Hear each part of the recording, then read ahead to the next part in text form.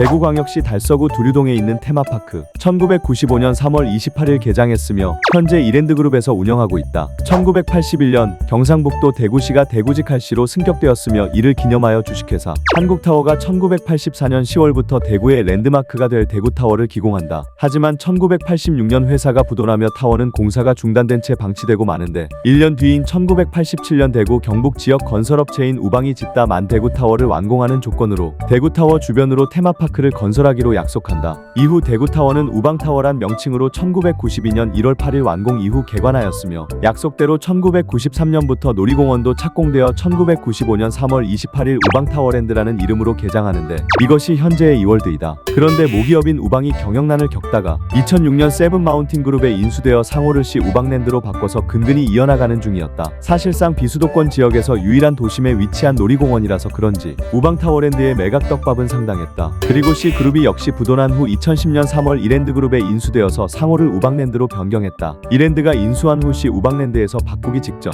홈페이지 공지사항에 우리는 C거 아니라고요 라며 못 박아둔 적이 있었다. 그리고 2011년 3월 25일 상호를 이월드로 다시 변경했으며 이랜드그룹에 인수되면서 모기업이었던 우방과는 분리되었다. 하지만 이랜드그룹에 인수가 되고 이월드로 명칭이 변경이 되어도 여전히 우방타워랜드로 기억하는 사람이 더 많다. 스카이웨이는 정문에서 두류산 정상 일대에 있는 83타워 스카이드롭까지 이어준다. 이게 운유하면 오르막을 상당히 걸어서 올라가야 한다. 2022년 4월 공지를 통해 노후화 문제 및 신규 어트랙션 도입을 위해 2022년 5월에 운영이 종료될 예정이었으나 9만 명 정도의 연간 이용객 및 대구 시민들의 반대로 인하여 경영진들의 회의 끝에 종료 계획을 철회하고 계속 운영되고 있다. 야간 이용권으로 이것을 타면서 대구야경과 83타워 밑에 아기자기한 전경을 구경하는 것은 꿀팁. 고스트하우스는 이월드의 광장 입구에 들어서면 바로 보이는 유령의 집이다. 메가스윙, 부메랑과 함께 이월드에서 인기가 많고 여름 시즌이면 전국에서 사람들이 꽤나 많이 찾는 어트랙션. 푸른라이드는 초등학생과 중학생들이 많이 몰리기 때문에 평상시에도 줄이 굉장히 길다. 코스 중간 즈음에 어두워지는 구간이 있어 상당히 으스스하다. 과거에 물배라고 불렀기 때문에 지금도 대구에서는 푸른라이드를 물배라고 부르는 사람들이 많다. 가장 많은 사람들이 오픈런을 하는 기종이기도 하다.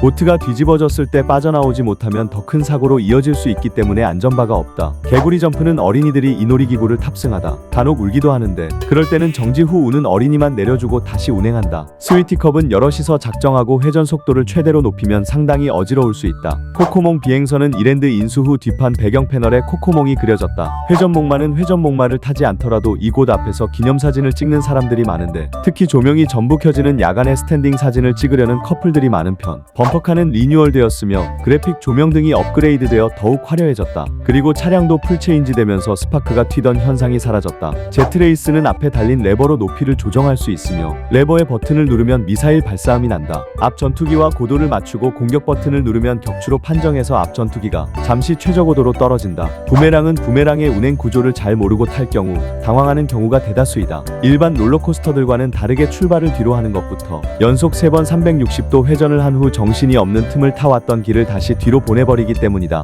악력이 강한 사람이 머리를 아래로 누르는 것 같은 느낌을 받게 된다. 코르크 스크류 트랙을 돌 때 특이하게 오른쪽으로 한번 왼쪽으로 한번 돈다. 이러한 코스를 코브라 롤이라 부른다. 힘이 약한 사람은 머리가 강제로 숙여진다. 다른 롤러코스터도 그러긴 하지만 체구가 작은 사람이나 힘이 약한 사람이 특히 그런다. 부메랑은 반대로 올라갔다가 내려오면서 360도 회전하는 형태의 다소 특이한 롤러코스터이다. 국내에선 유일한 타입의 롤러코스터로 정주행으로 360도 코스를 3회전한 다음 똑같은 코스를 역주행으로 360도 연속 3회전하는 색다른 재미가 있다. 근처 병원에 부메랑을 타다 목을 다친 사람들이 많이 온다고 한다. 뮤직 익스프레스는 예전에는 속도가 굉장히 느렸지만 리뉴얼 후 굉장히 빨라졌다. 게다가 뒤로도 돌려준다. 그래서 멀미가 심한 사람들은 구토를 하거나 멀미 증상을 느끼기도 한다. 카멜백은 2024년 기준 거의 30년이 다 돼가는 롤러코스터라 그런지 레일 곳곳에 페인트가 벗겨진 곳이 많은 등 레일이 지저분하고 첫 번째 상승 구간에서 체인 소리가 요란하다. 산을 깎아 만든 터라 나무 사이를 달린다. 이때 탑승 중 하강 구간에서 손을 뻗고 타다가 나무에 닿을 것 같은 느낌이 들기도 한다. 야간 탑승 시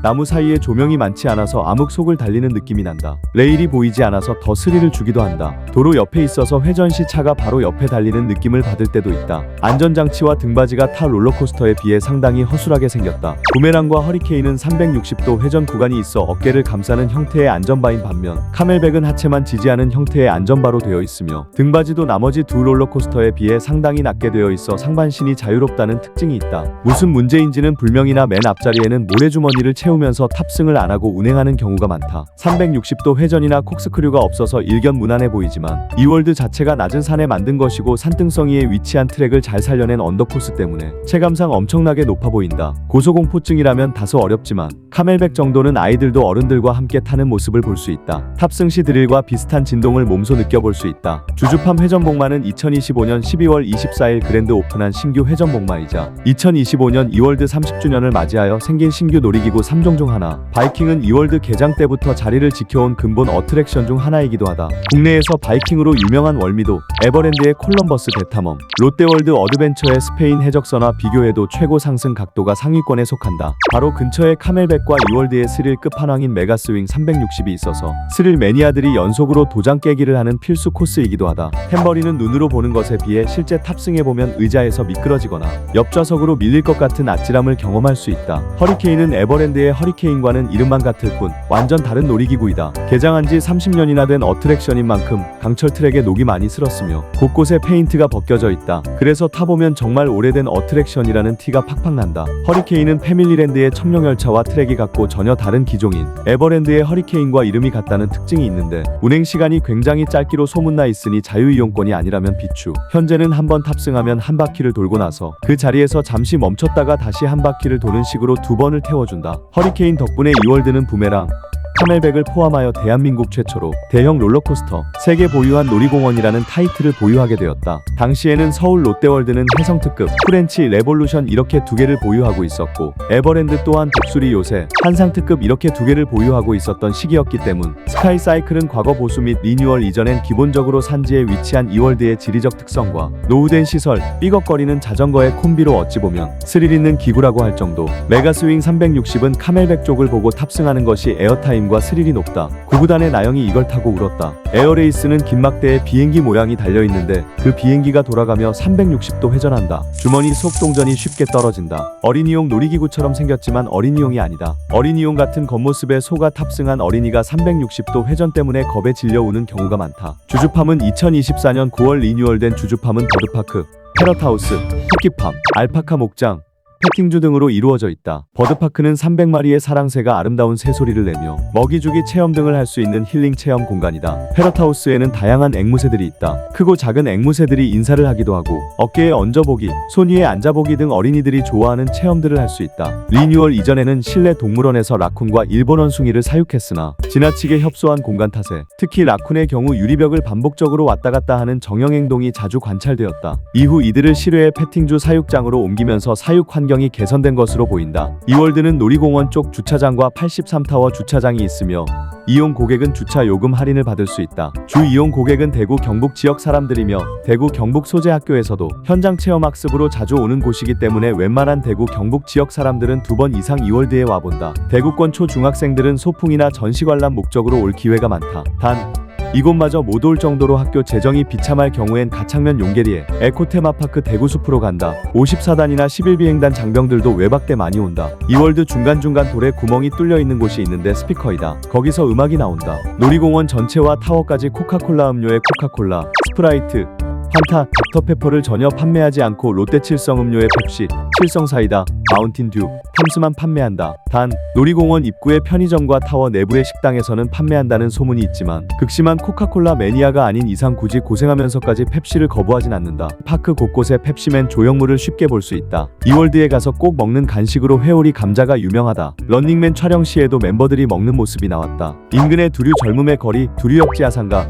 코오롱 야외음악당, 성당목과 두류공원, 두류도서관, 두류워터파크, 대구문화예술회관 등이 있다. 500억 원을 들여 스파월드라는 워터파크가 추진된 적이 있었다. 3만 6천 내 부지에 조성되는 워터파크는 지상 4층, 연면적 10만 규모로 오는 2017년 완공 예정이었다. 이 때문에 가뜩이나 놀이공원 운영으로 간간히 나오는 소음을 참아 주던 놀이공원 근처 두류동, 대명동, 성당동 주민들이 한때 피켓을 들고 반대 시위를 했었고 결국 무산된 것으로 보인다. 그 대신 300억 원을 들여 노후 놀이기구를 리모델링한다고 한다. 그리고 2016년 5월 1일에 모처럼 새로운 놀이기구로 스위티컵과 에어레이스가 개장했다. 이월드는 이 중에서 카멜백이 재밌기로 부메랑이 무섭기로 소문나 있다. 매직 열차는 아동용으로 키 큰 사람이 타면 터널 천장에 머리가 닿는다고 한다. 최근 83타워 불꽃놀이가 유명해지고 있으며 봄철 벚꽃놀이, 사계절 꽃정원이 특색 있는 곳이다. 여름 시즌에는 워터파크 같은 아쿠아빌리지, 아쿠아 플레이가 재미있게 펼쳐진다. 비비포포 프렌즈는 이월드의 마스코트 캐릭터이다. 비비와 포포가 이월드에서 가장 많이 보이는 대표적인 캐릭터로 제공된 이미지들을 보면 둘은 커플인 것으로 추정된다. 2023년 하반기에 새로운 캐릭터 라라가 공식적으로 데뷔했다. 이를 기념해 2024년 3월 5월에 이월드 전체가 라라랜드라는 테마로 운영되어 라라와 관련된 이벤트와 포토존, 테마 카페 등이 꾸려지기도 했다.